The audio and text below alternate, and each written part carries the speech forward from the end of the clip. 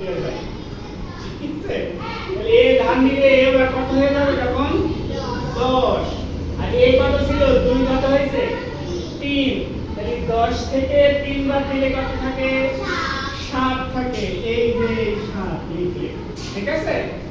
এখন দেখো এই যে এখান থেকে এক ধান নিছিল না, এই ধার এনে দিয়ে দাও। তাহলে এই এখন কত হয়ে গেল 1 হয়ে গেছে।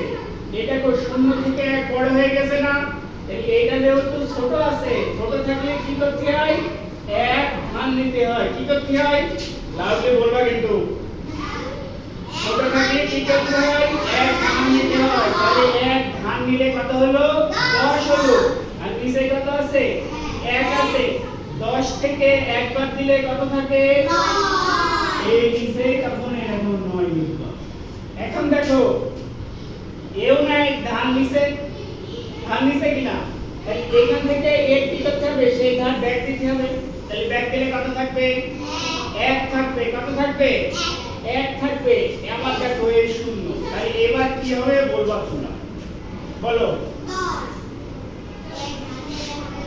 1 ধান নিলে কত হবে 10 হবে। আর নিচে কত আছে, তাহলে এখন আমি নিচে কত লিখব এটা সিয়াম বলবে, বলো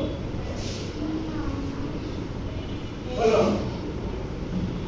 নিচে আছে 1, উপরে আছে 10, কত হবে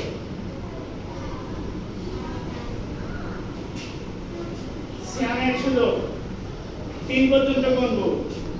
1 10 হবে হয়নি, বলো মারিয়া বলো। মাইশা, মাইশা দাও, বলো মাইশা বলো 9 হবে। গুড, মারিয়ারও হয়েছে মাইশারও